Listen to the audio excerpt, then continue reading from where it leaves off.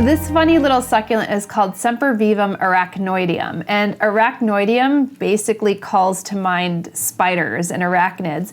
And the reason for that is if you get up really close to here, you could actually see these cobwebby kind of furs along the edges of this particular succulent. What's interesting about this succulent is it's actually not from kind of desert conditions. It actually is more native to northern Spain and throughout the Alps. And a lot of folks in the Northeast, including my uncle in his garden, will actually grow sempervivums because they are a bit more cold hardy than a lot of other succulents. I like this particular one to showcase because you could see that I actually grow this near a southwest facing window, but underneath the windowsill and underneath some other plants because it's so squat and tiny, so it just naturally falls below plants. But I like showing it because you could see how tall and leggy they could actually get, because otherwise these are relatively compact plants. I think they look good actually a little bit closer and tighter. And you could see the way that they propagate is through these little offsets that you see a lot of them kind of growing here. So I have this in a little bit more of a squat wide container so they could actually spread out.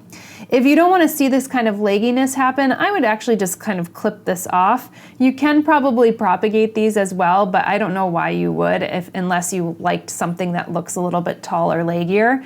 And I could probably get away from having this getting tall and leggy by putting it a little bit more directly in my southern or western kind of exposure, or actually giving it top-down grow light and giving it a little bit closer top-down grow light. This type of kind of webbing on the plant, I could imagine that this is partially to help protect the plant, but it might also be to collect mist for the plant to actually get a little bit more water. So this is a type of plant like a typical succulent that does not get a tremendous amount of water, so you don't need to be watering this all that much. I would say once a week to once every couple weeks in the winter, but once a week in the kind of the spring or summer months. And I have a very well draining mix in here.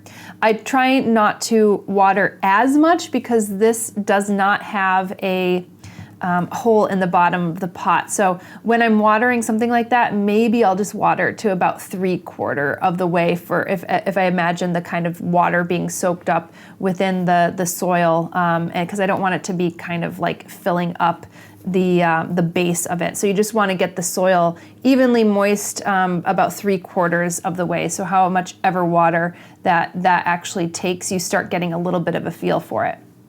As far as pests go, I don't have any kind of pest pressures with this particular plant. I haven't even seen mealybugs on it, which may be typical in kind of the succulent realm.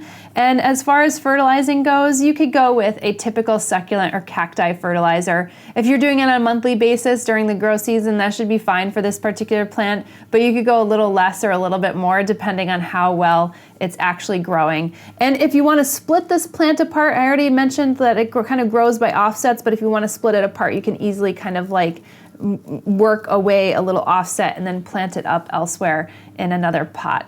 Otherwise, it's a very generous and giving plant. You might have heard sempervivums called hens and chicks, which is part of the reason why they call them is because of all the little chicks or little offsets that they give these plants. Really cute one and pretty fabulous one as far as the kind of webbing goes.